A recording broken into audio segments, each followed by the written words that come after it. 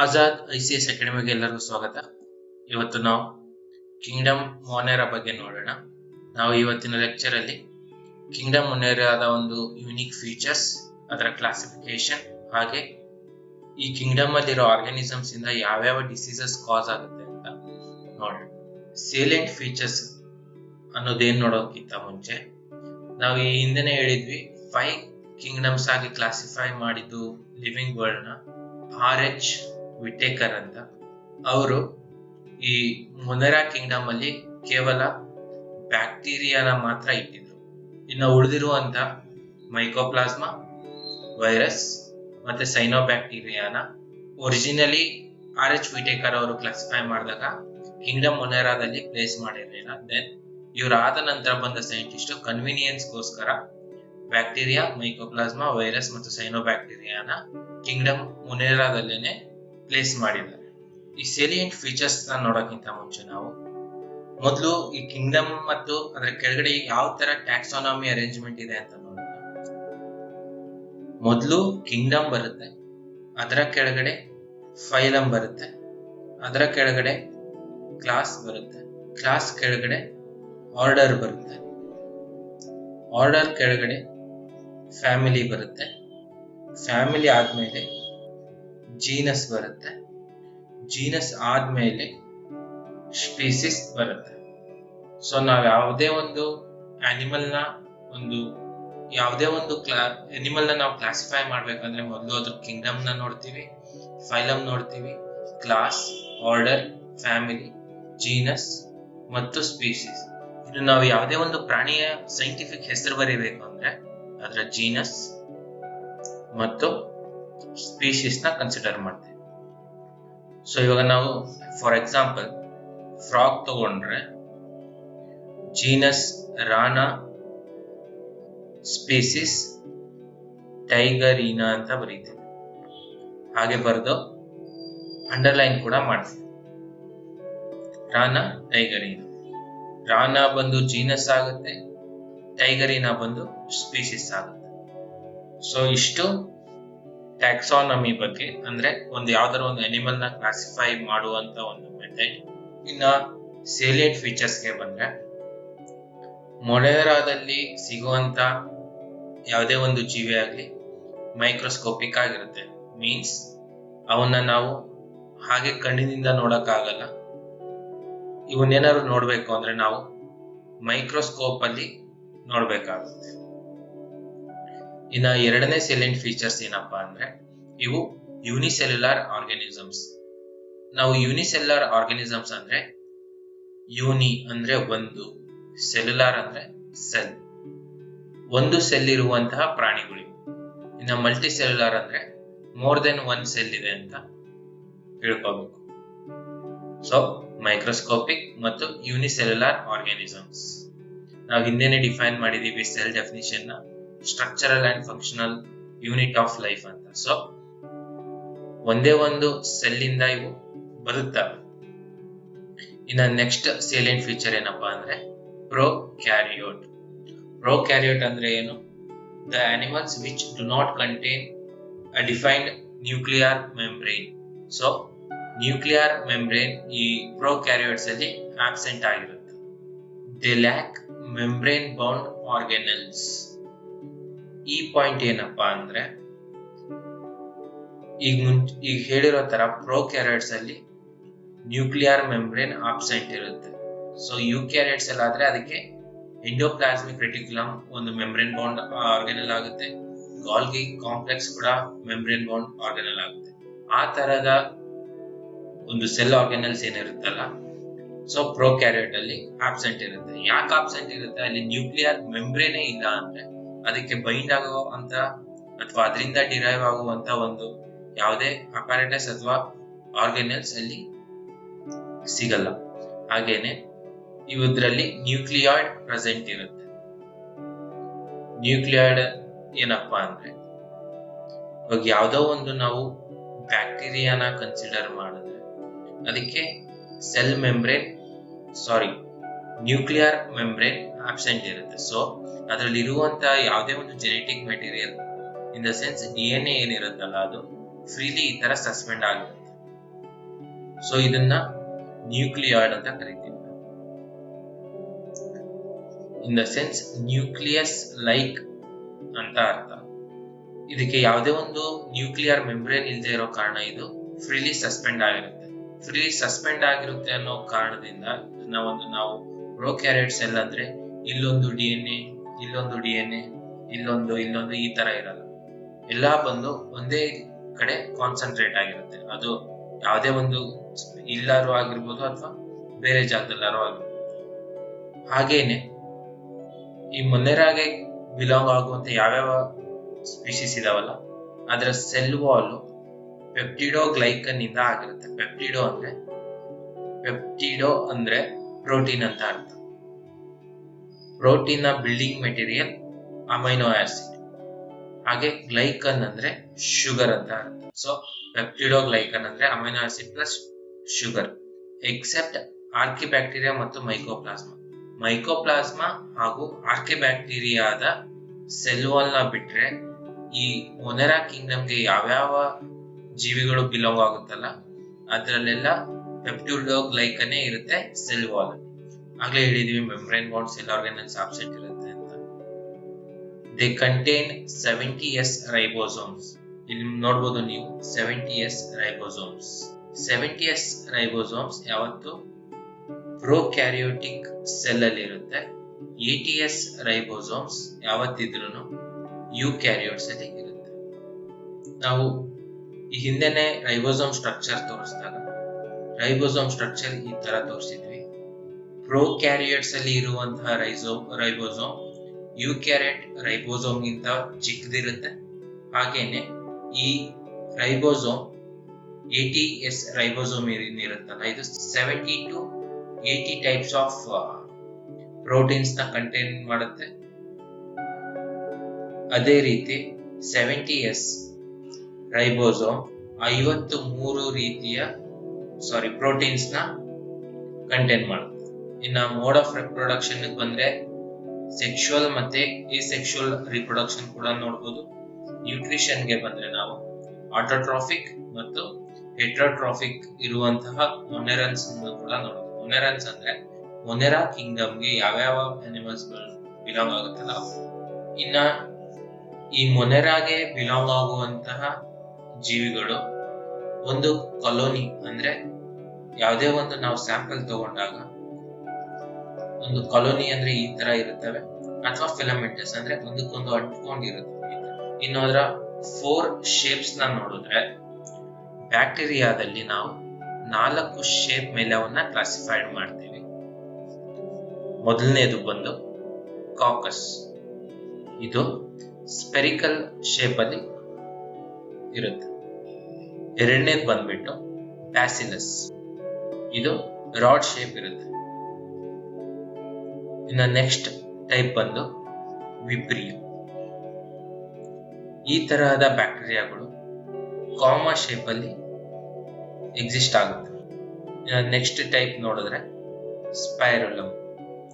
ಹೆಸರೇ ಇಡೋ ತರ ಇವೆಲ್ಲ ಈ ತರ ಸ್ಪೈರಲ್ ಆಗಿ ಇರುತ್ತೆ ಈ ಬ್ಯಾಕ್ಟೀರಿಯಾ. ಇಷ್ಟು ಇದರ ಸೇಲಿಯಂಟ್ ಫೀಚರ್ಸ್. ಇಲ್ಲಿ ಇನ್ನೊಂದು ಫ್ಯಾಕ್ಟ್ ಏನು ಅಂದ್ರೆ ಇಲ್ಲಿ ಏನು 70S ಅಂತ ನಾವು ನೋಡೋದ್ವಲ್ಲ, ಎಸ್ ಏನಪ್ಪಾ ಅಂದ್ರೆ ಸೆಡಿಮೆಂಟೇಷನ್ ಕೋಯಿಫಿಷಿಯಂಟ್. ಇಷ್ಟು ಅರ್ಥ ಆಗಿದೆ ಅನ್ಕೋತೀನಿ. ಇನ್ನ ಎಸೆಕ್ಷುವಲ್ ಮತ್ತೆ ಸೆಕ್ಷುವಲ್ ರಿಪ್ರೊಡಕ್ಷನ್ ನ ಮುಂದೆ ನೋಡೋಣ. ಇನ್ನು ಅದರ ಕ್ಲಾಸಿಫಿಕೇಶನ್ ನ ನೋಡಿದ್ರೆ ಮೊನೆರಾ ಕಿಂಗ್ಡಮ್ ಅಲ್ಲಿ ಕ್ಲಾಸಿಫಿಕೇಶನ್ ನೋಡಿದ್ರೆ ಆರ್ಕಿಬ್ಯಾಕ್ಟೀರಿಯಾ ಮತ್ತು ಯು ಬ್ಯಾಕ್ಟೀರಿಯಾ ಅಂತ ಕ್ಲಾಸಿಫೈ ಮಾಡ್ತೀವಿ. ಈ ಆರ್ಕಿಬ್ಯಾಕ್ಟೀರಿಯಾ ಏನ್ ಕ್ಲಾಸಿಫೈ ಮಾಡ್ತೀವಲ್ಲ ಇವು ಯಾವುದೇ ತರಹದ ಹಾರ್ಶ್ ಕಂಡೀಷನ್ ಅಲ್ಲಿ ಕೂಡ ಸಸ್ಟೈನ್ ಆಗುವಂತ ಕೆಪಾಸಿಟಿ ಇರುತ್ತೆ. ಈ ಹೆಸರೇ ಹೇಳೋ ತರ ಆರ್ಕ್ ಅಂದ್ರೆ ಓಲ್ಡ್ ಬ್ಯಾಕ್ಟೀರಿಯಾಸ್ ಅಂದ್ರೆ first found bacterias. For example methanogen. ನೀವು ನೋಡಿರ್ಬೋದು ಮಾರ್ಷಿ ಏರಿಯಾಸ್ ಅಲ್ಲೂ ಕೂಡ ಮೆಥೆನೋಜನ್ಸ್ ಸಸ್ಟೈನ್ ಆಗುತ್ತೆ. ಹಾಗೇನೆ ಹ್ಯಾಲೋಫೈಲ್ಸ್, ಸಾಲ್ಟ್ ಕಾನ್ಸಂಟ್ರೇಷನ್ ಎಷ್ಟೇ ಜಾಸ್ತಿ ಇದ್ರೂ ಕೂಡ ಅಲ್ಲಿ ಸಸ್ಟೈನ್ ಆಗುವಂತ ಕೆಪಾಸಿಟಿ ಇರುತ್ತೆ. ಹಾಗೆ ಥರ್ಮೋ ಆಸಿಡೋಫೈಲ್ಸ್, ಟೆಂಪರೇಚರ್ ಎಷ್ಟೇ ಜಾಸ್ತಿ ಇದ್ರೂ ಕೂಡ ಸಸ್ಟೈನ್ ಆಗುವಂತ ಕೆಪಾಸಿಟಿ ಇರುತ್ತೆ. Example hot springs. ಇದಕ್ಕೆ ಒಂದು ಎಕ್ಸಾಂಪಲ್ ಕೊಡೋದಾದ್ರೆ ಯಾವ್ದಾದ್ರು ಒಂದು ಬ್ಯಾಕ್ಟೀರಿಯಾ ಅದು ಥರ್ಮೋ ಅಕ್ವಾಟಿಕಸ್.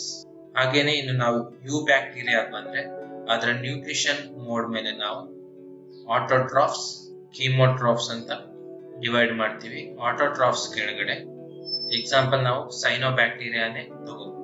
ಆಟೋಟ್ರಾಫ್ಸ್ ಅಂದ್ರೆ ಯಾವುದು ಅದರ ಫುಡ್ ನ ತಾನೇ ರೆಡಿ ಮಾಡ್ಕೊಳ್ಳುತ್ತಲ್ಲ ಅದು ಆಟೋಟ್ರಾಫ್ಸ್. ಎಕ್ಸಾಂಪಲ್ ಸೈನೋ ಬ್ಯಾಕ್ಟೀರಿಯಾ, ಯಾಕಂದ್ರೆ ಅದರಲ್ಲಿ ಸೈನೋ ಬ್ಯಾಕ್ಟೀರಿಯಾನ ನಾವು ಬ್ಲೂ ಗ್ರೀನ್ ಆಲ್ಗೆ ಅಂತ ಕೂಡ ಕರಿತೀವಿ. ಇದರಲ್ಲಿ ಕ್ಲೋರೋಪ್ಲಾಸ್ಟ್ ಇರೋ ಕಾರಣ ಅದರ ಫುಡ್ ನ ತಾನೇ ರೆಡಿ ಮಾಡ್ಕೊಳ್ಳುತ್ತೆ. ಇನ್ನು ಕೀಮೋಟ್ರಾಫ್ಸ್ ಬಂದ್ಬಿಟ್ಟು ಕೆಮಿಕಲ್ ಪ್ರಾಸೆಸ್ ಮೂಲಕ ತಮ್ಮ ಫುಡ್ ನ ರೆಡಿ ಮಾಡ್ಕೊಳ್ಳುತ್ತೆ. ಎಕ್ಸಾಂಪಲ್ ಸೈನೋ ಬ್ಯಾಕ್ಟೀರಿಯಾದಲ್ಲಿ ನಾಸ್ಟಾಕ್ ಅಂತ ಬರುತ್ತೆ, ಹಾಗೆ ಅನಾಬೆನಾ ಅಂತ ಬರುತ್ತೆ. ಇವು ಕೆಮಿಕಲ್ ಪ್ರಾಸೆಸ್ ಇಂದ ತಮ್ಮ ಫುಡ್ ನ ರೆಡಿ ಮಾಡ್ಕೊಳ್ತವೆ. ಆಗ್ಲೇ ಹೇಳಿದ ತರ ಇವಾಗ ನ್ಯೂಟ್ರಿಷನ್, ಮೋಡ್ ಆಫ್ ನ್ಯೂಟ್ರಿಷನ್ ನ ನೋಡೋಣ. ನಾವು ಮೋಡ್ ಆಫ್ ನ್ಯೂಟ್ರಿಷನ್ ನ ಆಟೋಟ್ರಾಫ್ಸ್ ಮತ್ತು ಹೆಟರೋಟ್ರಾಫ್ಸ್ ಅಂತ ಡಿವೈಡ್ ಮಾಡ್ಕೋತೀವಿ. ಆಟೋಟ್ರಾಫ್ಸ್ ಅಂದ್ರೆ those prepare their own food. Heterotrophs ಅಂದ್ರೆ which depend on others for their food. Autotrophs ಅಲ್ಲಿ ನಮ್ಗೆ ಎಕ್ಸಾಂಪಲ್ ಪ್ಲಾಂಟ್ಸ್ ನೇ ತಗೋಬಹುದು, ತಮ್ಮ ಫುಡ್ ನ ತಾವೇ ಪ್ರಿಪೇರ್ ಮಾಡ್ಕೊಳ್ತವೆ. ಆಲ್ಗೆ ತಗೋಬಹುದು, ಸಮ್ ಪ್ರೋಟೋಜೋನ್ಸ್ ಲೈಕ್ ಯೂಗ್ಲೀನಾ. ಇನ್ನ ಹೆಟರೋಟ್ರಾಫ್ಸ್ ನ ನಾವು ಫರ್ದರ್ ಆಗಿ ಪ್ಯಾರಾಸೈಟ್ಸ್ ಹಾಗೇನೆ ಸ್ಯಾಪ್ರೋಫೈಟ್ಸ್ ಅಂತ ಕೂಡ ನಾವು ಡಿವೈಡ್ ಮಾಡ್ತೀವಿ.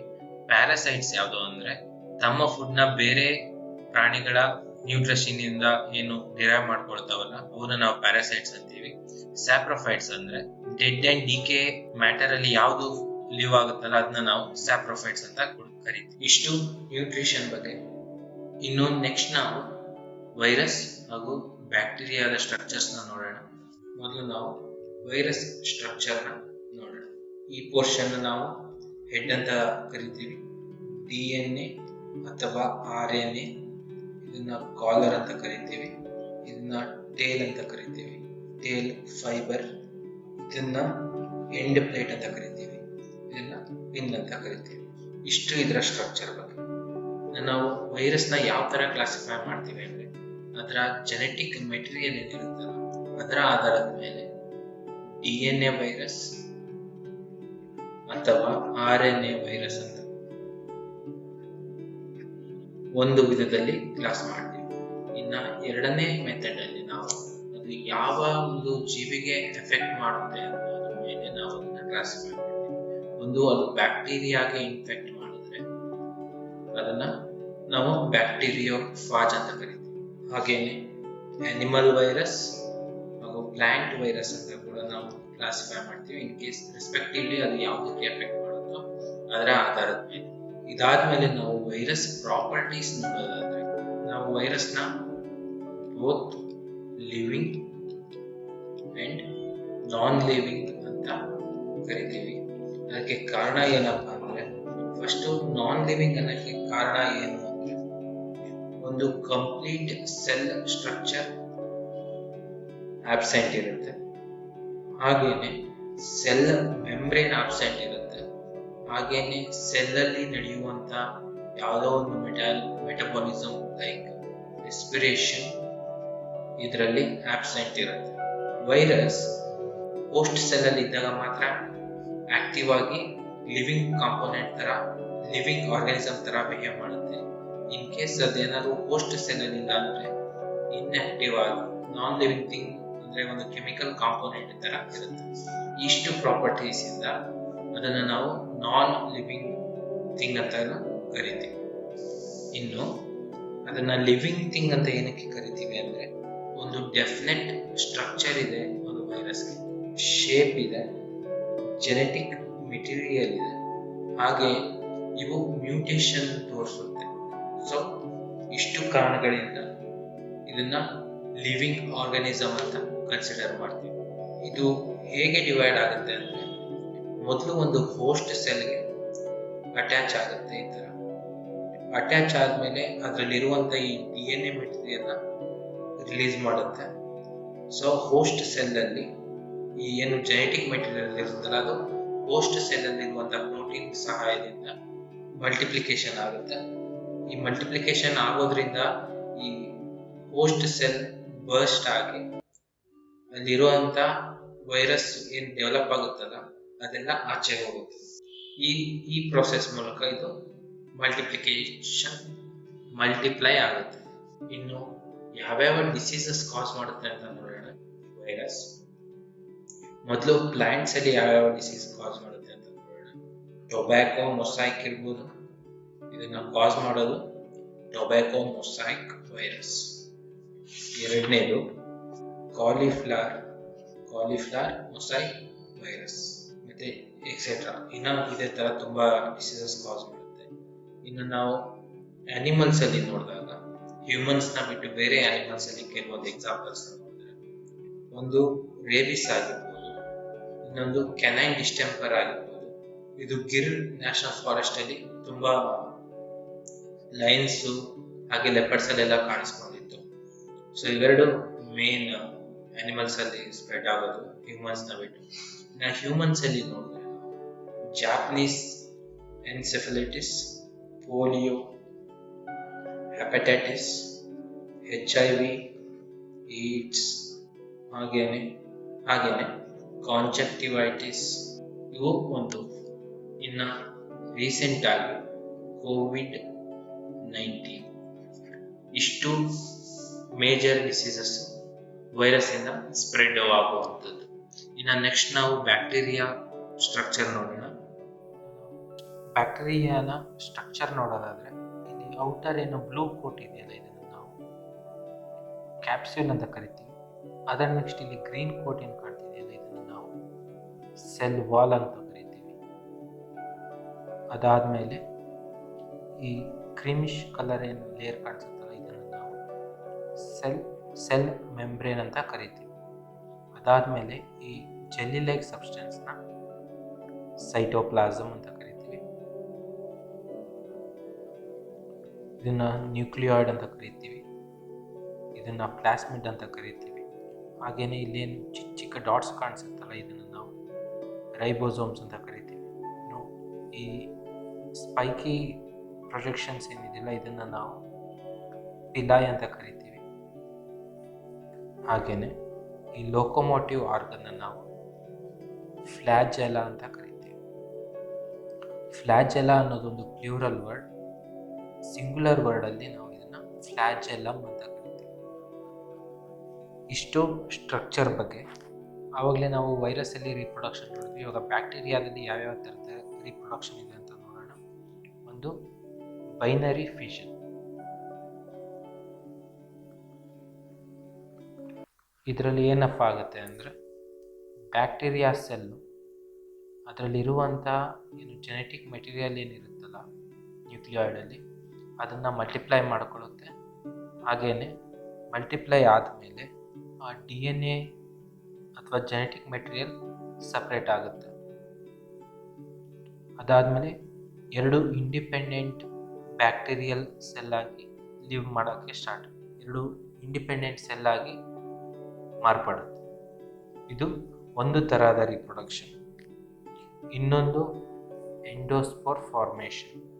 ಇದರಲ್ಲಿ ಏನಾಗುತ್ತಪ್ಪ ಅಂದರೆ, ಒಂದು ಬ್ಯಾಕ್ಟೀರಿಯಲ್ ಸೆಲ್ ಯಾವುದಾದ್ರು ಅನ್ಸಸ್ಟೈನೇಬಲ್ ಎನ್ವಿರಾನ್ಮೆಂಟಲ್ಲಿ ಇದ್ದಾಗ ಆ ಸೆಲ್ ಒಳಗಡೆ ಒಂದು ಚಿಕ್ಕ ಚಿಕ್ಕ ಸ್ಪೋರ್ಸ್ ಆಗಿ ಡೆವಲಪ್ ಆಗುತ್ತೆ. ಬ್ಯಾಕ್ಟೀರಿಯಲ್ ಸೆಲ್ ಒಳಗಡೆ ಒಂದು ಚಿಕ್ಕ ಚಿಕ್ಕ ಸ್ಪೋರ್ಸ್ ಆಗಿ ಡೆವಲಪ್ ಆಗುತ್ತೆ. ಈ ಸ್ಪೋರ್ಸು ಫೇವರೇಬಲ್ ಕಂಡೀಷನ್ನ ಬಂದಾಗ ಒಂದೊಂದು ಸಿಂಗಲ್ ಸ್ಪೋರ್ಸು ಒಂದೊಂದು ಸಿಂಗಲ್ ಬ್ಯಾಕ್ಟೀರಿಯಲ್ ಸೆಲ್ ಆಗಿ ಆಚೆ ಬರುತ್ತೆ. ಸೊ ಇದು ಎಂಡೋಸ್ಪೋರ್ ಫಾರ್ಮೇಷನ್. ಇವೆರಡು ಎಸೆಕ್ಷುವಲ್ ಮೆಥಡ್ ಆದರೆ, ಇದು conjugation sexual mode of reproduction ಅಂತ ಸೈಂಟಿಸ್ಟ್ಸ್ ಹೇಳ್ತಾರೆ. ಇದರಲ್ಲಿ ಏನಾಗುತ್ತಪ್ಪ ಅಂದರೆ, ಎರಡು ಬ್ಯಾಕ್ಟೀರಿಯಲ್ ಸೆಲ್ಸು ಫಿಸಿಕಲ್ ಕಾಂಟ್ಯಾಕ್ಟಲ್ಲಿ ಬಂದು ಅದರಲ್ಲಿರುವಂಥ DNA ಮೆಟೀರಿಯಲ್ನ ಎಕ್ಸ್ಚೇಂಜ್ ಮಾಡಿಕೊಳ್ಳುತ್ತೆ. ಅದಾದಮೇಲೆ ಈ ಥರ ಎರಡೂ ಬ್ಯಾಕ್ಟೀರಿಯಲ್ ಸೆಲ್ನ ಏನು ಜೆನೆಟಿಕ್ ಮೆಟೀರಿಯಲ್ ಎಕ್ಸ್ಚೇಂಜ್ ಆಗುತ್ತಲ್ಲ, ಅದರಿಂದ ಮತ್ತೆ ಹೊಸ ಬ್ಯಾಕ್ಟೀರಿಯಲ್ ಸೆಲ್ ಆಗಿ ಮಾರ್ಪಾಡಾಗುತ್ತೆ. ಇನ್ನು ನಾವು ಬ್ಯಾಕ್ಟೀರಿಯಾ ವೈರಸ್ ಥರ ಏನಾದ್ರು both living and non living characters ತೋರಿಸುತ್ತೆ ಅಂದರೆ ಇಲ್ಲ. ಇದು ಬೋತ್ ಹೋಸ್ಟ್ ಬಾಡಿನಲ್ಲಾರೋ ಇರಲಿ ಅಥವಾ ಫ್ರೀಲಿ ಎಕ್ಸಿಸ್ಟಿಂಗ್ ಆರೋ ಆಗಿರಲಿ, ಇದು ಲಿವಿಂಗ್ ಕ್ಯಾರೆಕ್ಟರ್ಸ್ನೇ ಎಕ್ಸಿಬಿಟ್ ಮಾಡುತ್ತೆ. ಇನ್ನು ನಮಗೆ ಬ್ಯಾಕ್ಟೀರಿಯಾದಿಂದ ಅಡ್ವಾಂಟೇಜಸ್ ಏನೇನಿದೆ ಅಂತ ನೋಡೋಣ. ಒಂದು, ಡಿಕಾಂಪೋಸಿಷನ್ಗೆ ಹೆಲ್ಪ್ ಮಾಡುತ್ತೆ.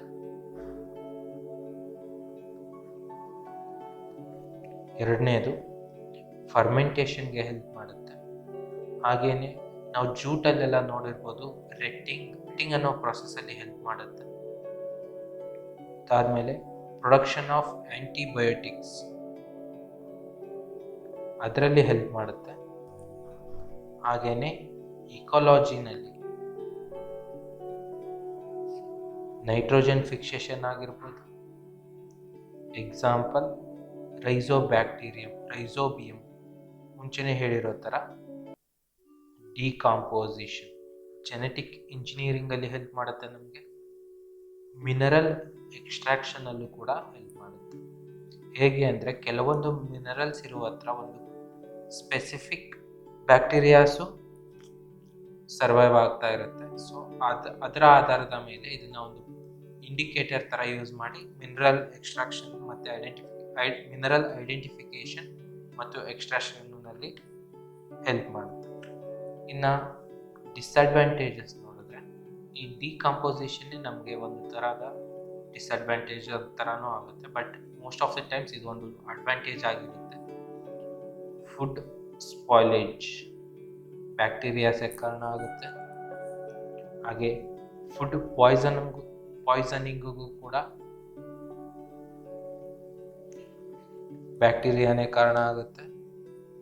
ಹಾಗೇನೆ ಕೆಲವೊಂದು ಬ್ಯಾಕ್ಟೀರಿಯಲ್ ಡಿಸೀಸಸ್ ಯಾವ್ಯಾವುದು ಅಂದರೆ, like anthrax, cholera, tuberculosis, syphilis, ಈ ತರಹದಂಥ ಒಂದು ಡಿಸೀಸ್ಗೆ ಕಾರಣ ಆಗೋದ್ರಿಂದ ಇದನ್ನ ಡಿಸ್ಅಡ್ವಾಂಟೇಜ್ ಅಂತ ಕೂಡ ನಾವು ಕನ್ಸಿಡರ್ ಮಾಡ್ತೀವಿ. ಇಷ್ಟು ಬ್ಯಾಕ್ಟೀರಿಯಾದ ಬಗ್ಗೆ ಯಾವ್ಯಾವ ಮೇನ್ ಆಸ್ಪೆಕ್ಟ್ಸ್ ಎಲ್ಲ ಹೇಳ್ಕೊಡ್ಬೇಕಿತ್ತೋ ಎಲ್ಲ ಹೇಳ್ಕೊಟ್ಟಿದೆ, ಎಲ್ಲ ಅರ್ಥ ಆಗಿದೆ ಅಂತ ಅನ್ಕೋತೀನಿ. ಸೊ ಇವತ್ತಿಗೆ ಈ ಕ್ಲಾಸ್ ಇಷ್ಟೇ. Thank you.